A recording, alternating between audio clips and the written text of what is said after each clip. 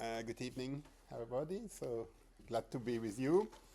I'm coming from the Université Catholique de Louvain, and I'm working with a team called CITRA, where we are working on the transition of food systems. So we are all agricultural engineers, but with a specific interest to the social dimension and also what we call the meso level. So we are not working on practices. Most of the week you will work on practices. We are not working on policies, and policies are very important. We are trying to bridge a gap between practices and policies. So probably this talk should be the last talk of the week, but it is the first. So that's the idea. And in any case, you will have the slides. So if you have to go back to this talk at the end of the week, you can look at the slides. Most of the content of this talk is made by Céline Chevalier. So I put a picture here, who is working in my team, and most of the work was done within an EU project called Intercrop Values. Some of us are part of this project here. And this is a project on intercropping.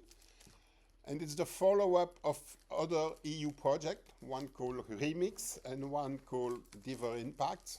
And so there is a lot of interest in Europe and a lot of funding for intercropping so far. And you will see that it leads to a paradox. So my plan is to proceed in 4 steps. Some basic concepts, because it is lecture, so I think you need perhaps some theoretical concepts. I will present you the project quickly, and then we will have 2 main issues. One is about the question of barriers and lock-ins to crop diversification and intercropping. And the second is how to get rid of these barriers. So it's not a talk about it's impossible and things like that. We will try to find a solution, and I think we have a good clue for solutions. But first, start with the paradox. Let's start with the paradox. So intercropping, as explained by Webke, is a set of practices which is very relevant to address sustainability issues. So clearly, and it's known now for decades, I will say, intercropping is really a solution for farmers, for farm systems, and so on. And despite this high interest of intercropping, in fact, the rate of adoption is very low. I was trying to find the rate of adoption preparing this talk, but there is no real data on that for the moment.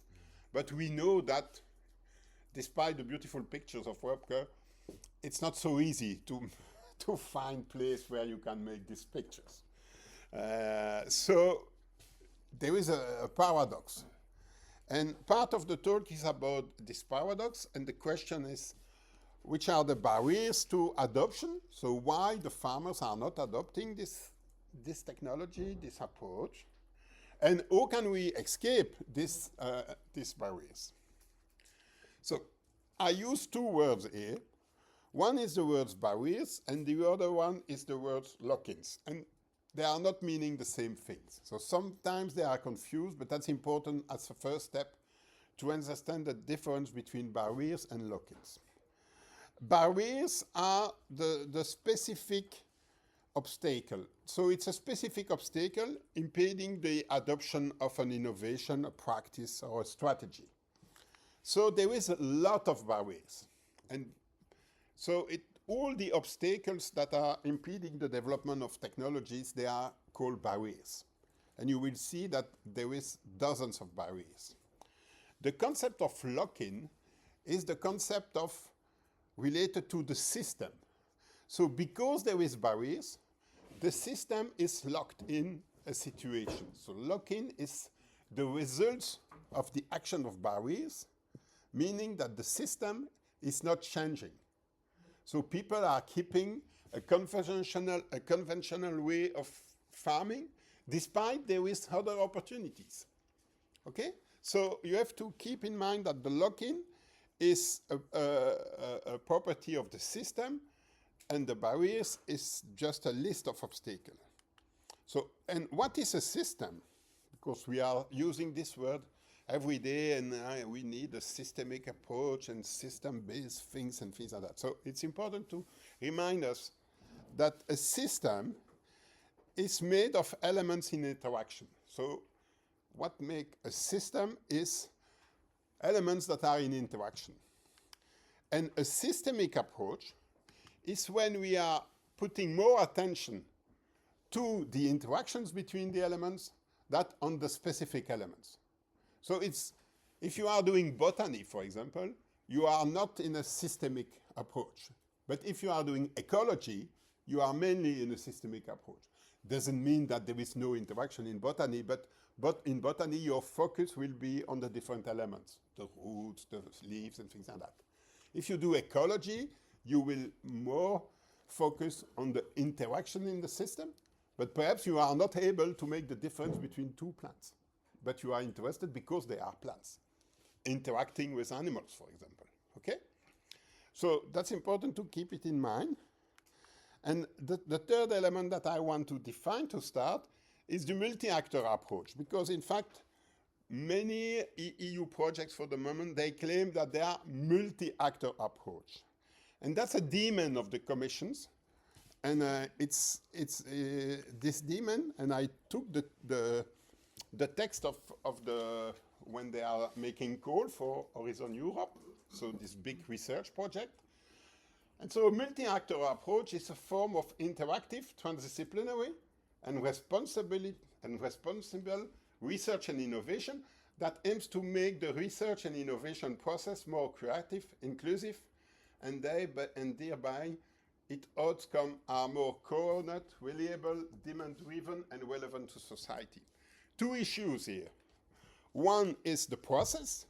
So a multi-actor process is a process of co-design, meaning that we are trying to put together the actors to proceed with the innovation. And second, the second part is more in terms of outcome. The purpose is that because the actors co-design the process, they will adopt more easily the innovation because they are implied from the very beginning. That's the idea. And it is important to have that in mind because we will use it in the next slides. As explained by Wopke, during this week, you will mainly focus on the farmer level, the land level, and what's happening at the field level. Okay, so that's the purpose of the lecture, and will be probably the outlier of the week. Yes. Yes, he said yes, so that's true. Yes, we need an outlier, but normally we finish with, no, that's funny. No problem. So, but this farm system, it is embedded in what we call a value chain. A value chain is connecting the farmers with the consumers via different other actors, and it's a flow of food produced on the land to the diets of consumers or the feed of animals, and there is different dimension, transportation, waste, water, energy, money, and things like that. So that's a classic picture of a value chain. And there is often a lot of confusion between a value chain and a food system. This is a value chain. And this value chain, so the farm, I'm back to be sure that I'm clear. Oh, too quick. The farm is embedded in the value chain. And the value chain is embedded in the food system. This is the food systems. So if you are attentive, you notice that the value chain is here, consumer, farmers. It's a bit more complex. But what is important is that you have above the value chain issues like science and technology, big issue like climate change, the political governance. There is a lot of debate for the moment on Mercosur or things like that. They are impacting the value chain. Food security issue, social-cultural dimension, and also demographic issue, technology, economy, energy, environment. It looks very complex. We will use this part of this concept in the next slides, but that's important to recognize that if you are just thinking in terms of land, this agronomical dimension of the food system is quite limited compared to all the other dimensions. We have to be aware of that. It doesn't mean that we have to address all the dimensions, but we have to be aware. Another way to represent that's Belgian people liking that kind of graphics. I don't know why, but another way to represent that, and you will recognize some element of the sustainability, environmental, economic, social dimensions, is to distinguish the biological systems. Most of this week will be about that. The economic system, you are aware, and here you see again the value chain. The social system, which is influencing mainly the consumer behavior, and the political system, which is quite important. Okay? The two things we will focus during the talk are the AKIS. AKIS is an acronym for Agricultural Knowledge and Innovation Systems. So it's everything bringing knowledge to farmers, including the farmer's knowledge. Okay? So it's the knowledge system, which is based on technology inputs, farmer inputs, and there is a lot of information about water, fertilization, pest control, planting, harvesting, knowledge, and things like that. You see here the concept of barriers to adoption in the picture, okay? That's one element. The second element will be, that we will use in the next slides, are the value chain. So that's another way to represent the value chains, where you have the farmers at one hand, the consumers at the other hand, and you have wholesaler companies, markets, retail, restaurant, and things like that. Okay? That's the value chain. That's the two concepts we will need in the following slides. Okay, that's the first step, the basic concepts. Second step is the intercrop value project, because that will be the sources of data. So the intercrop values project is made of 27 participants, 15 countries, 3 continents. You see here the list of participants. I will say the usual suspects. Some of them are on the table here. And it is implemented using a lot of money, 4 years. It's coordinated by France, and it's an EU project. It's close to finish, so hopefully you are here before the end. And what is key for this talk is the fact that this project is based on 13 what we call KICS, co-innovation case studies, which were across Europe, and also one in Mozambique and one in La Réunion in the French part. And so this is case studies that will be used for the next part of the talk. And so what we did in these case studies is to ask the actors, do you know what are the barriers to intercropping?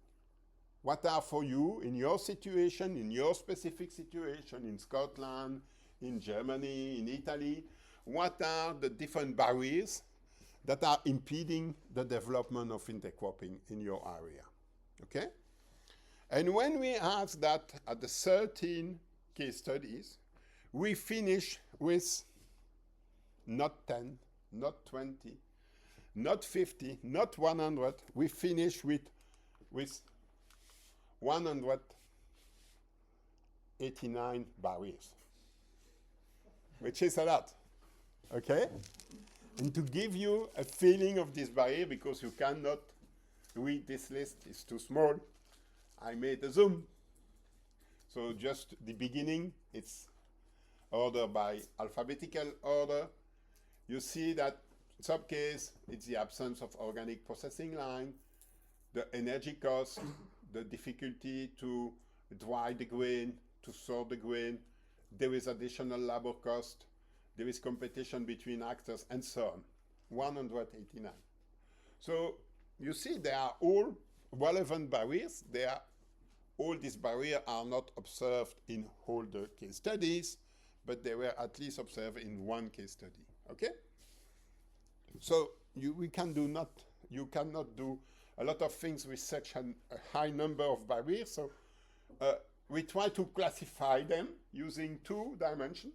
One is the type of barrier, and the second is the kind of actors that are impacted by the barrier.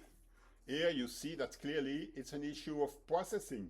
So it's processor, and it is a technical issue.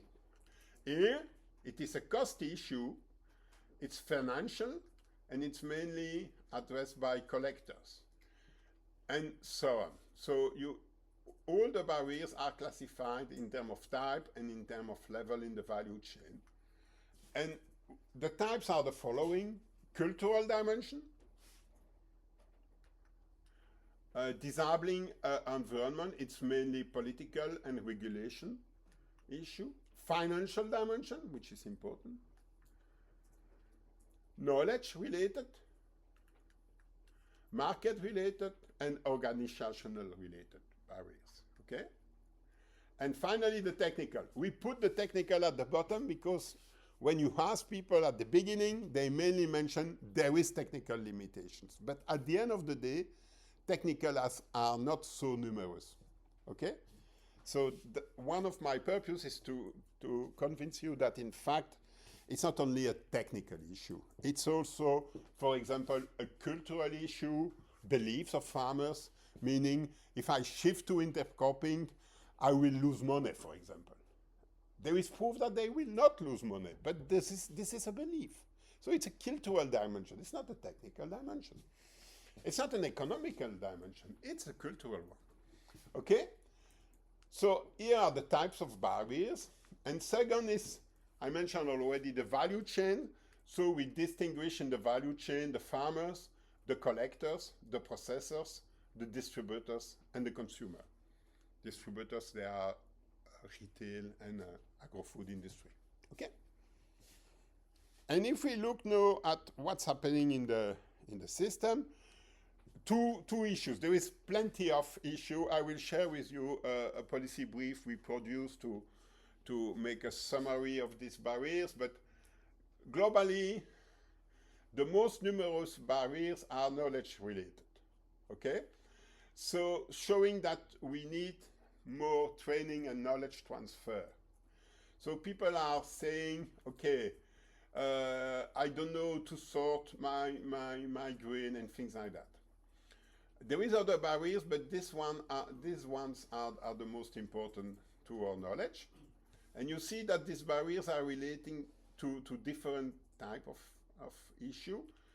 The figures is based on, in this brown color, it's including the repetitions, and in the dark brown, it's not including the repetition, but that's not important. It's just avoiding that you ask questions to yourself. The second issue is the financial barriers. They are not too numerous, so they are in terms of numbers, there is not a lot of financial barriers, but all the actors, they agree that it is the main limitations. So in terms of concern by the actors, the financial barriers are high in their agenda, okay? So that's the second element. But I won't spend all my time on the barriers issue. I like to spend some time on the solutions. And it's a long time we are working on the barriers, and it was already in the previous project in Diver Impact. And we were very good in identifying barriers. It's not too difficult, in fact. You ask the actors, you make lists, you make beautiful pictures and things like that. We were very bad in terms of finding solutions, in fact. And why? Because, in fact, there is no, to our knowledge, there is no simple unlocking methodology. There is no ways to say, okay, how do we unlock a locked system? Second, The lock-ins are systemic. So they are making interactions. I will show you that in the next slide. So meaning that perhaps you can solve part of the system, but due to the interactions, there is still a lock-in. And third, if there is about 200 barriers, it's a bit difficult to find 200 solutions. And I have to confess that in the previous program, the Diver Impact program, it's what we did. So we find less barriers. I think it was close to 100. And then we spent a full workshop in Roma.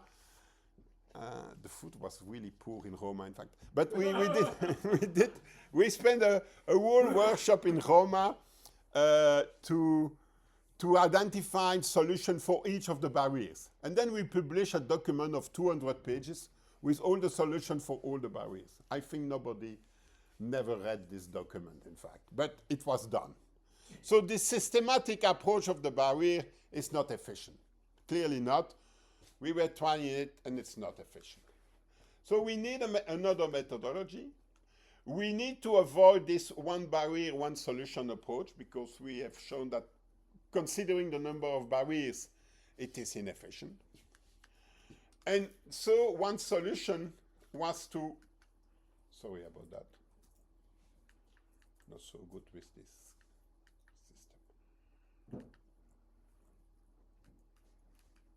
What solution is to prioritize barriers. And to do that, we choose to try to prioritize not only barriers, but thematic issues.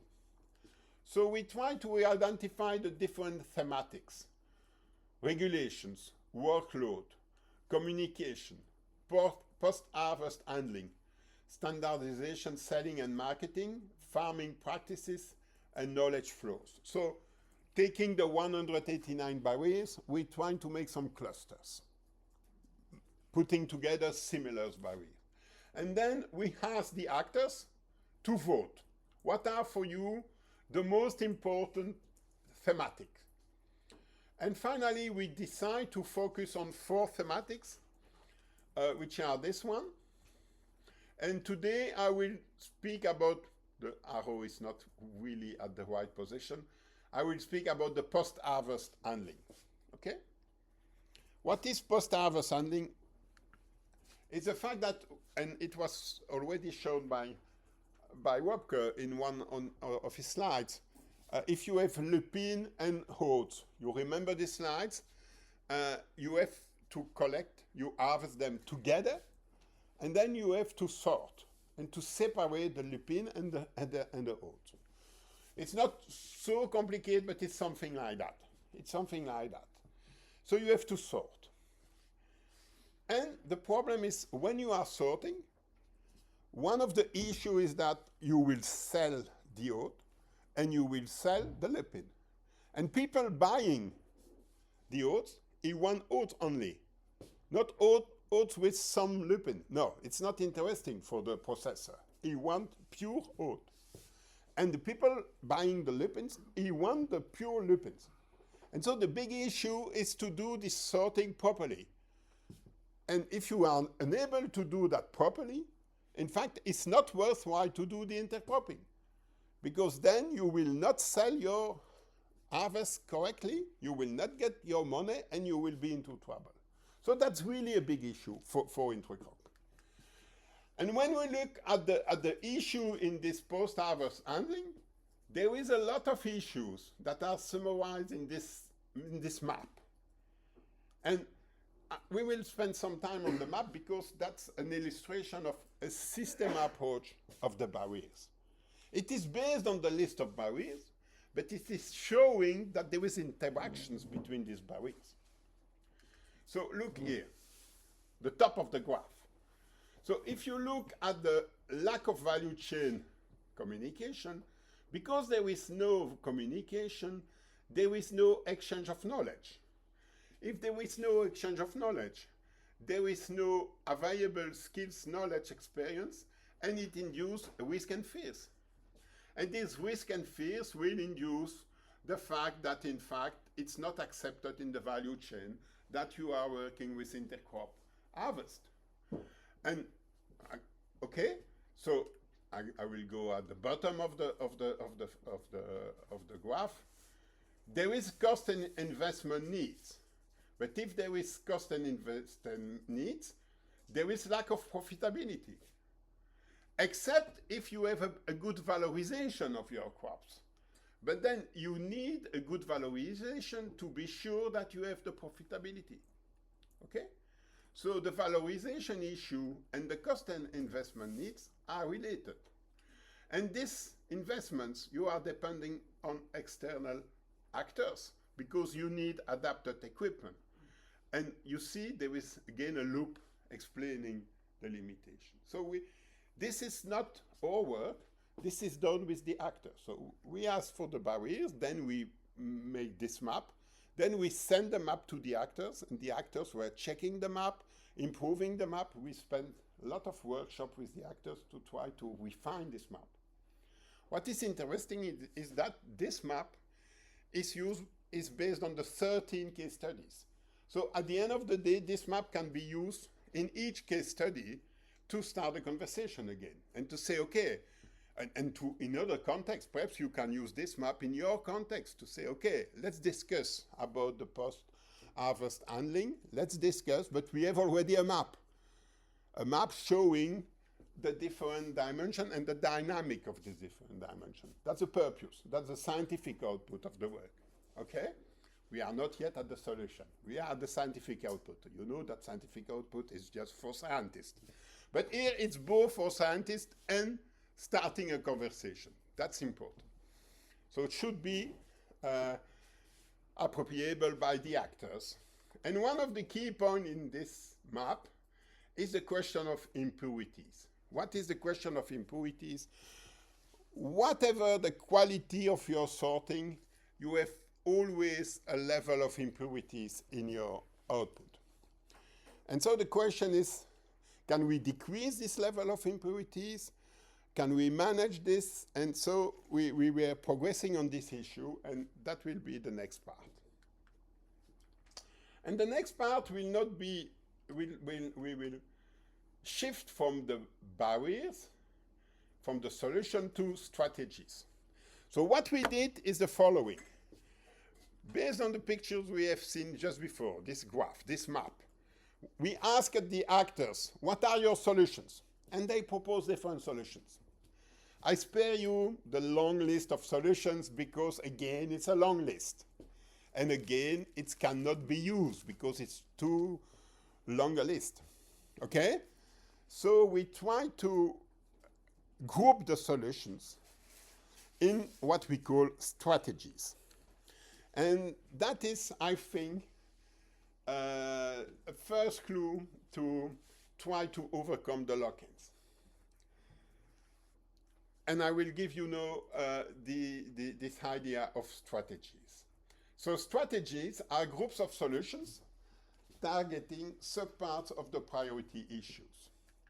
So here, for example, is the strategies for impurities. So you have impurities in your mix.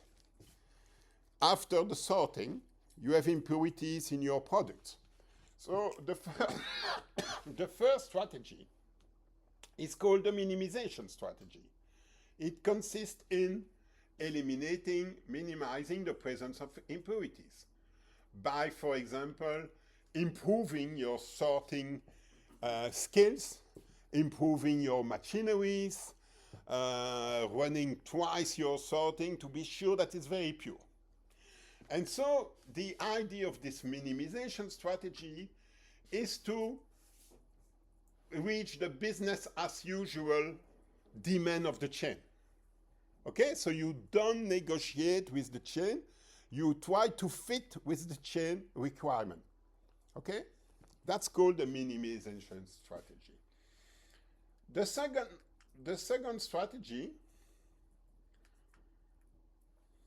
is the acceptation strategy. Now you will negotiate, so you will do your best to decrease your impurities, but you will not reach the business as usual level. But then you will discuss with the value chain, saying, yes, okay, there is still some impurities in the oats, but it will not change the final quality on the floor at the end of this oat is used for feeding animals.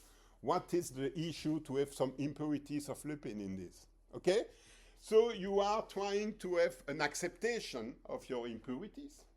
You understand, and then your technical efforts are less stringent than here because you negotiate with the chain. That's the second strategy. The third strategy is the adaptation. So you acknowledge the fact that there is impurities, but you change the post-processing in order to cope with these impurities.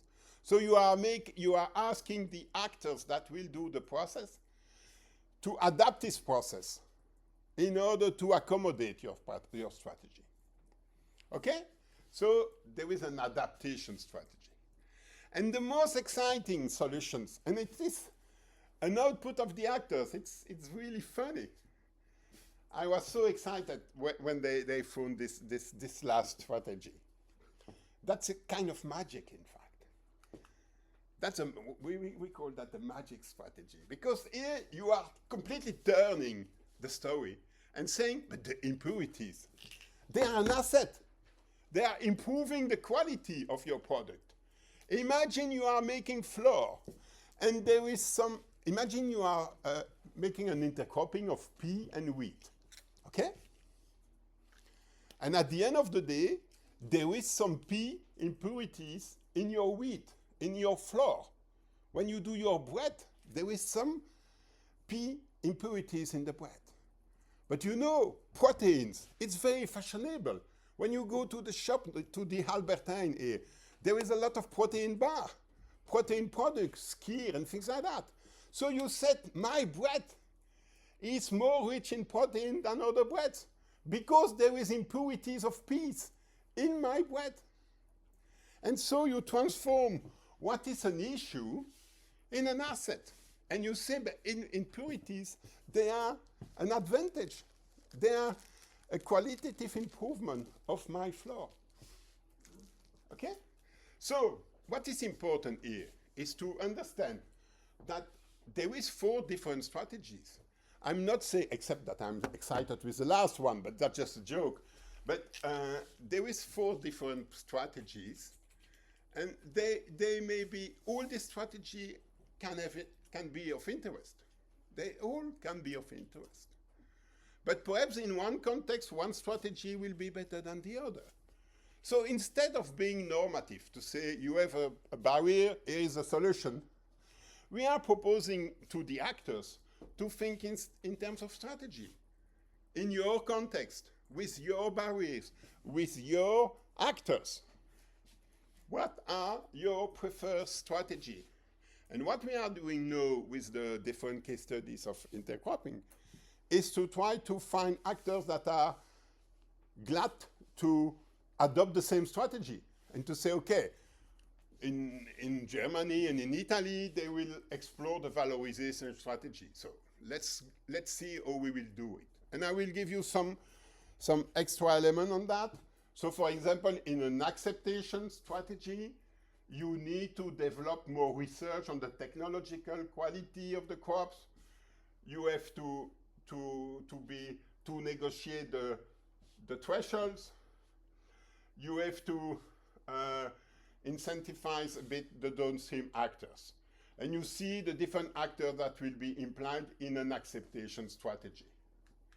If you are more in an adaptation strategies, here are the issue. For example, perhaps we have to discuss with EU to change the regulation.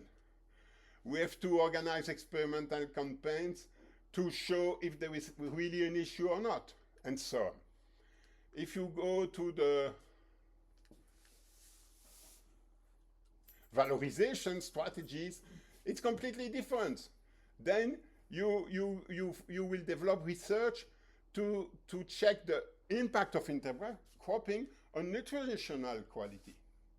And perhaps at the end of the day, you will use the full mixture as an input for nutritional issue.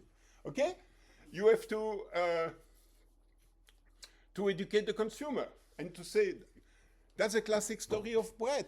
At one moment, white bread was very fashionable, then brown bread.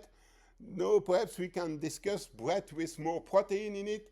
Could be interesting for the consumer, but that's something we have to work with the consumer, specialist of the consumer behaviors and things like that.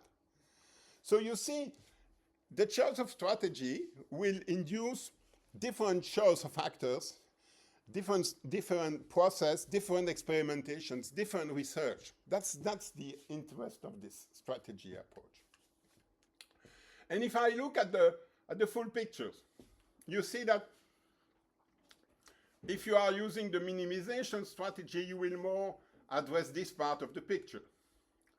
If you use the acceptation strategy, it's more on this side. If you use the adaptation strategy, it will be here and here. And if you use the valorization strategy, it's more on this side and this side.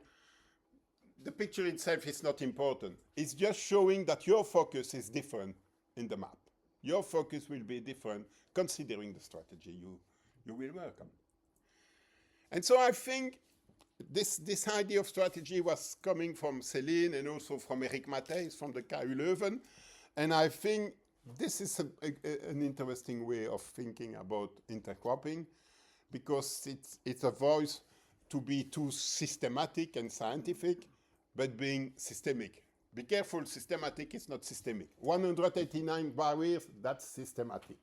Looking at this map, it is systemic, okay? That's important not to confuse both. So, close to conclusion. We don't know what is the best pathway to transition, but using the strategies will depend on the location, the actors, the technicalities. So the chosen strategy may influence the way the initiative could be scaled up, because the next step when you reach the adoption level, if with the strategy we are overcoming the barriers, we are unlocking the system, the next step, it's not the end of the day. It's not the end of the journey. The next step is to scale up. But with a strategy in our back, clearly we have an argument to scale up. We can convince people that we are knowing what we do. So, and the second thing, and the last thing, is that minimization strategy is highly dependent on the context. And context could be the kind of intercropping, because this issue of impurities is not important if you are doing maize and potatoes. That's not an issue. If you are doing cereal and legumes, that's an issue. So that's depending on the circumstances, on the context. And also, it is depending on the value chain context. If you are more in a business as usual context, like a large-scale development, you are selling your cereals to a big company like Harvesta or Dodge on these big General Mills, then clearly, probably you will have to adopt a minimization strategy. But if you are working with in a short value, a short supply chain, with direct selling, or with a small mill which is selling to the local consumers, then probably you can sell the valorization strategy, because you can tell a story. You can explain why there is impurities, why it is not important, why it could be an asset in the quality of the product. So depending on the value chain you are in, there is different strategy. But it is iterative also. Perhaps if you want to adopt one strategy, you have to change your value chain. If you are keen to try this, you have to find short supply chain, because it will not be possible in a business as usual system. So, conclusion. Systemic approach is key to disentangle the network of barriers. So otherwise, you finish with long list and you can do nothing. Multi-actor contribution open the space of solution. And I like this concept of space of solution. What you are looking is a space of solution, not a solution. I don't believe in solutions. I believe in the kind of where I'm looking for the solutions, in which direction.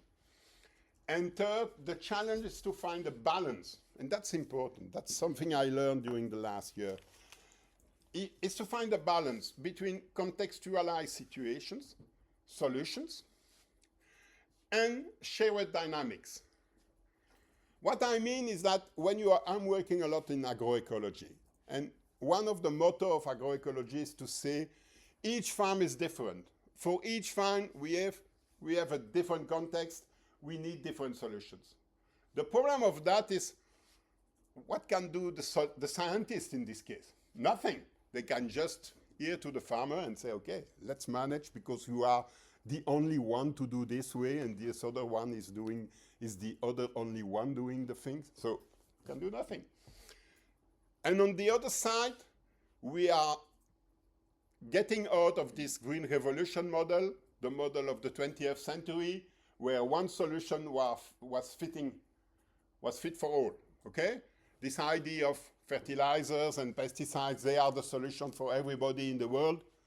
This variety is the best for everybody in the world. No, it's finished. So we need to find the right balance between being highly contextualized or very general. And I think the strategy approach can help us to contextualize a bit, but sharing the dynamics. So that's my conviction. So I finish here. Just if some people are interested in intercropping in market gardening, that will not be the topic of this session of this week, but I mentioned that Céline was doing her thesis on that. So, and there is not a lot of work on this, and she didn't publish a lot of paper, but this thesis is available in English, and it is about intercropping in market gardening, in vegetables. Okay? And if you need more information, we have a LinkedIn account, a newsletter, and here is my address and the address of Céline. And I thank you for your attention.